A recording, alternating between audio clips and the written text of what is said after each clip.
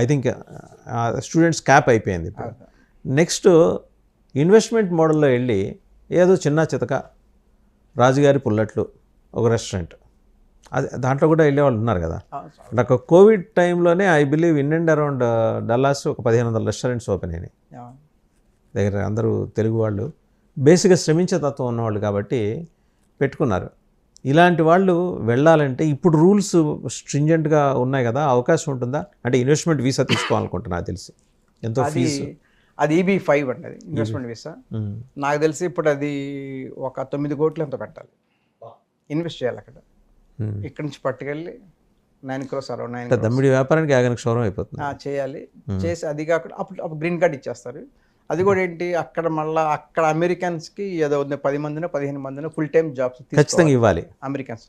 దాంట్లో చాలా మంది మన వాళ్ళు ఏం చేస్తారంటే, నేను తెలుసుకుంది ఏంటంటే అక్కడ రియల్ ఎస్టేట్లో పెడుతుంటారు.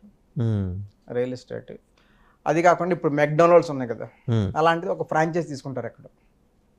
ఓకే, దాని మీద పెట్టేస్తారు. ఎట్లా ఫ్రాంచైజ్ ఉంది కాబట్టి మనకి ఎక్కువ అంటే వర్క్ ఉండదు, ఎక్కువ ఎవ్రీథింగ్ ఫిక్స్డ్ కదా, అంతే plug and play kind of the things కాబట్టి అదొకటి చేస్తారు. కానీ వెరీ డిఫికల్ట్. 9 కోట్లు ఎంతమంది పెడతారు? ఇప్పుడు తీసుకున్న ఏంటి 50 లక్షలుగా తీర్చడానికి చాలా కష్టపడుతున్నారు, నానా ఇబ్బందులు పడుతున్నారు. అంటే ఉన్నోళ్ళు పెట్టుకోగలరేమో కానీ వాళ్ళు వేళ మీద అది పెట్టే వాళ్ళ సంఖ్య కూడా తగ్గిపోయిందండి. ఎందుకంటే అంతగా డబ్బులు ఉన్న వాళ్ళకి they don't care about the American green card, they don't care. అంటే అన్లెస్ దాని మీద ప్యాషన్ ఉంటే తప్పించి, ఆ మోజు ఉంటే తప్పించి వెళ్ళటానికి లేదు. అట్లాగే మనకి విజిటింగ్ వీసా ఉంటుంది, B1 B2 ఉంటుంది. అది 10 yearsకి ఇస్తారు వీసా. ఓకే, 10 yearsకి. ఇప్పుడు మీరు అప్లై చేసిన 10 ఏళ్ళకి వచ్చేస్తుంది వీసా.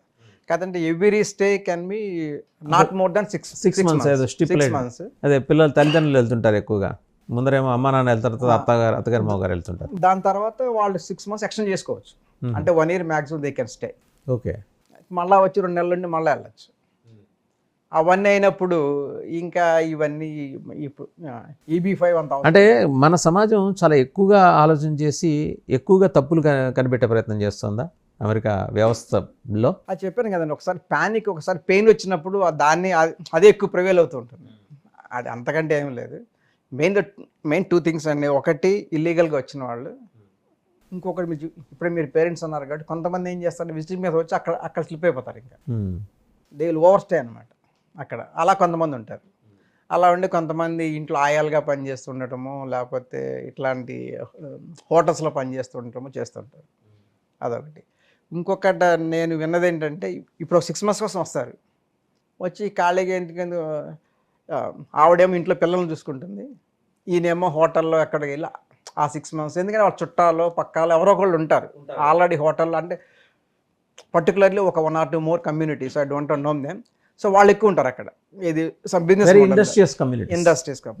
సో వాళ్ళు అక్కడికి వెళ్ళి వాళ్ళు అక్కడ దాంట్లో వెళ్ళి క్యాషియర్ గానో లేకపోతే వాట్ సమ్ జాబ్ అంటే they want engage themselves, engage and వాళ్ళు రానుపోని ఖర్చులు వచ్చేస్తాయి అంతే. అదే రానుపోను ఫ్లైట్ ఛార్జెస్. ఇంకోటి సార్, రిలీజియస్ వీసాలు అన్నారు, అది ఎట్లా సార్? దాని ప్రాసెస్ ఏంటి? ఒకప్పుడు చాలా ఈజీగా ఉండేదండి అది. ఇప్పుడు లాస్ట్ టైం ట్రంప్ వచ్చినప్పటి నుంచి అది బాగా స్ట్రిక్ట్ అయింది. అది కూడా ఇప్పుడు గ్యారంటీగా మీరు దానికి కూడా సర్టిఫికేట్ చూపించాలి. వేదం చదువుకున్నట్టు, ఎక్కడ పని చేస్తారో అవన్నీ కూడా సర్టిఫికేషన్ చూపించాలి. ఇప్పుడు వాళ్ళకు కూడా EB-1Aలో వచ్చేస్తుంది.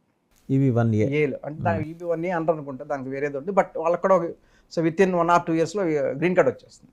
గ్రీన్ కార్డ్ వచ్చేస్తుంది. ముందు R1 వీసా మీద వెళ్ళిన వాళ్ళు. గ్రీన్ కార్డ్ అంటే అది పర్మనెంట్ రెసిడెంట్, PR కదా, అది LPR, లీగల్లీ పర్మనెంట్ రెసిడెంట్ వచ్చేస్తుంది. గ్రీన్ కార్డ్ అనేది మన వాడుక భాష. మామూలుగా అయితే లీగల్గా అయితే LPR అంటారు. ఇవి కాక ఇంకేమున్నాయి సార్ వీసాలు? ఇంకా ఇది మెయిన్ ఇంకా మనకు సంబంధించి వెళ్ళాలంటే ఇదే రండి మెయిన్. ఇది F1 వీసా, H1B వీసా, దాని తర్వాత R వీసా.